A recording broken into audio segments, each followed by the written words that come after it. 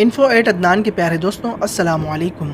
وہ Pakistan air force کا ایک پائلٹ تھا جسے اسرائیلی ایجنسی موساد کی خاتون نے ورگلا کر اپنے ساتھ شامل کر لیا تھا، اور اب اس کے ذمہ یہ کام تھا کہ پاکستان کے ایئر بیسز سے ایک طیارہ اڑائے اور کہوٹہ پر بم گرا کر پاکستان کا ایٹمی پروگرام تہس نہس کر دے۔ لیکن گمنام ہیروز اپنی دھرتی ماں کی حفاظت کے لیے ہر وقت چوکس اور تیار رہیں۔ آئیسائی کے ان بیٹوں نے اس اسرائیلی ایجنٹ کو کس طرح گرفتار کیا اور پاکستان کے نیوکلیئر پروگرام کو کس طرح محفوظ بنایا، یہ تمام تفصیلات ہم آپ تک پہنچائیں گے، مگر آگے بڑھنے سے پہلے میرے چینل انفو ایٹ عدنان کو ضرور سبسکرائب کیجیے گا۔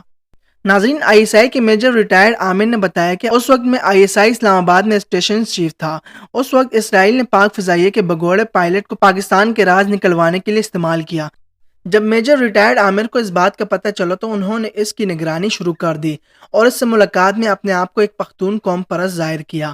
ان دنوں ناراض پختونوں کی تحریک بھی چل رہی تھی، اسی وجہ سے میجر ریٹائرڈ عامر نے اپنا نام سید خان بتایا۔ اسرائیلی ایجنسی نے پاک فضائیہ کے اس افسر کو برطانیہ کے ایک ڈانسنگ کلب سے اٹھایا اور اسے تلبیب لے گئے، جہاں اس کی برین واشنگ کی گئی اور اسے پاکستان مخالف کارروائیوں کے لیے لانچ کیا گیا۔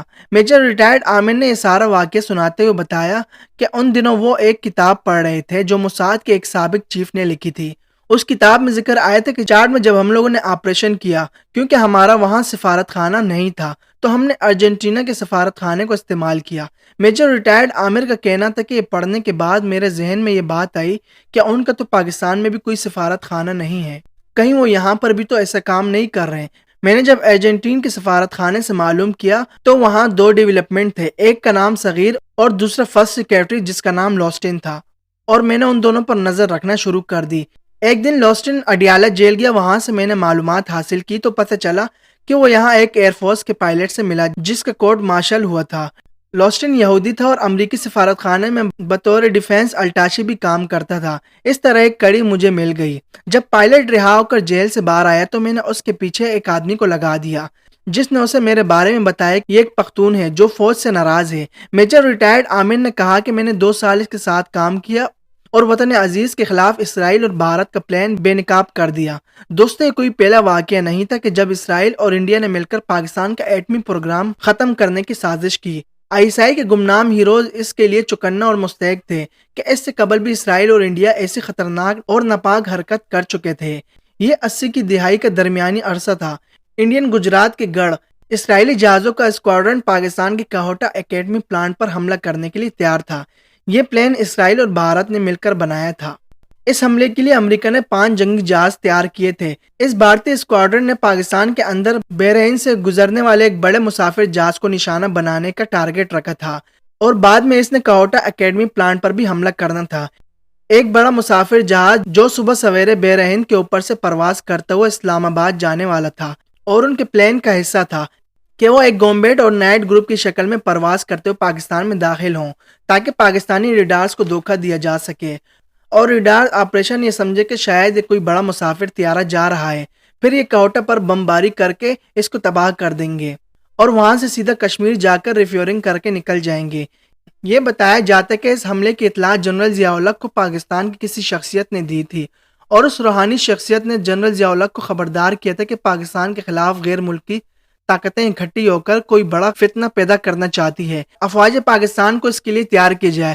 اسی دوران یہ بات I S I had quarter تک پہنچا دی گئی، جنہوں نے اپنی باغ دوڑ مزید تیز کر دی، اور آخر کار حملے سے صرف چند گھنٹے پہلے حملے اور سازش کا سراغ لگا لیا گیا۔ یہ حملہ صبح 4 بجے ہونا تھا اور جنرل ضیاء الحق کو رات 12 بجے اطلاع دی گئی۔ جنرل ضیاء الحق نے ساری صورتحال کا تیزی سے جائزہ لیا اور فوری فیصلہ کیا کہ حملے کو روکا نہیں جائے گا بلکہ ناکام بنایا جائے گا، تاکہ پاکستان کو جوابی حملے کا جواز مل سکے، اور فوراً ہی ایک بھرپور جوابی حملے کا پلان بنا لیا گیا۔ پاکستانی ایئر فورس کے 3 دستے تشکیل کے لیے گئے۔ پہلے کے ذمہ یہ کام تھا کہ وہ اسرائیلی جہازوں کے حملے کو ناکام بنائے اور ان کو مار گرائے۔ دوسرے دستے کو ممبئی میں انڈیا کے نیوکلیئر پلانٹ کو تباہ کرنے کا ٹاسک ملا، جبکہ تیسرے دستے کو اسرائیل کے ایک نیوکلیئر پلانٹ کو تباہ کرنے کا ٹاسک دیا گیا۔ اس ٹاسک میں اہم بات یہ تھی کہ اسرائیل پر حملے میں پاکستانی جہاز وہاں ریفیولنگ نہ کر پاتے اور ان کا جہاز گرنا لازمی تھا، یعنی ایک فدائی مشن تھا جس سے کسی کی واپسی ممکن نہیں تھی۔ اس مشن کے لیے 4 جوانوں کی ضرورت تھی، مگر ایئر فورس کے جوانوں سے جب پوچھا گیا تو 10 تیار ہو گئے تھے، اور ان 4 کا انتخاب کرنے کے لیے باقاعدہ قراندازی کرنی پڑی۔ ہر جوان یہ اعزاز حاصل کرنے کے لیے بے چین تھا کہ وہ اسرائیل پر حملہ آور ہو۔ امریکی سیٹلائٹ نے پاکستانی جہازوں کی غیر معمولی نقل و حرکت کو نوٹ کیا تو فوراً انہوں نے اسرائیل اور انڈیا کو آگاہ کر دیا اور انہوں نے نہایت ہی بونڈے انداز میں اپنے مشن سے پسپائی اختیار کر لی، لیکن اس بات کو چھپایا بھی نہ جا سکا۔ نتیجے میں پوری دنیا میں دونوں کی بہت بےزتی ہوئی۔ تب پاکستان نے اسرائیل کو خبردار کیا کہ نہ پاکستان عراق ہے اور نہ ہی پاکستانی فوج ایران فوج کی طرح ہے۔ آئندہ ایسی کسی بھی مہنجوئی کو اسرائیل کے لیے ایک بھیانک خواب میں تبدیل کیا جائے گا۔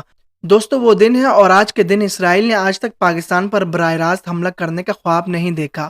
ہاں، پاکستان کی سالمیت کے خلاف انڈیا کے ساتھ مل کر سازشیں ضرور رچائی جاتی ہیں اور ان سازشوں کو بھی ISI کی گمنام ہیروز وطن کے بیٹے ہر وقت چوکس اور تیار رہ کر ناکام بناتے رہتے ہیں۔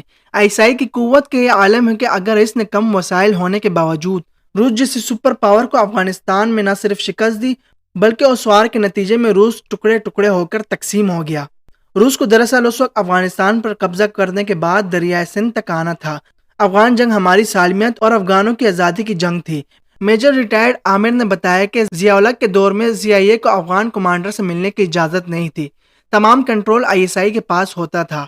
CIA کا پیسہ ہم لے کر آگے تقسیم کرتے تھے۔ میجر ریٹائرڈ عامر کا کہنا تھا کہ پاکستان نے نہیں بلکہ امریکہ نے پاکستان کے ساتھ ڈبل گیم کھیلی ہے۔ پاکستان نے ہر ممکن امریکہ کی افغانستان میں مدد کی ہے، لیکن بدلے میں امریکہ نے افغانستان میں انڈیا کو بٹھا دیا۔ ہر بیامری اور برآمدہ بھٹی کے ٹریننگ کیمپس کھلوائے اور بلوچستان میں علیحدگی کی تحریک شروع کروا دی۔ اب وقت آ چکا ہے کہ پاکستان کے تمام لوگ ایک دوسرے کے خلاف ملک دشمن ہوئیں اور غداری کے فتوے لگانے کے بجائے ایک ساتھ مل کر پاکستان کے خلاف ہونے والی سازشوں کو ناکام بنائیں، ورنہ آج بھی اسرائیل، انڈیا، امریکہ وغیرہ پاکستان کی سالمیت کے خلاف اسی طرح سازشیں کر رہے ہیں جس طرح اس سے پہلے ماضی میں کی جاتی تھی۔ تو ناظرین، ہم نے آپ کو بتایا کہ کس طرح اسرائیلی ایجنسی موساد نے اپنی ایک خاتون افسر کو استعمال کرتے ہوئے پاک فضائیہ کے ایک پائلٹ کو ورغلایا اور اس کے ذمہ یہ کام لگایا کہ وہ کوئٹہ پر بم گرا کر پاکستان کا ایٹمی پروگرام ہمیشہ ہمیشہ کے لیے ختم کر دے۔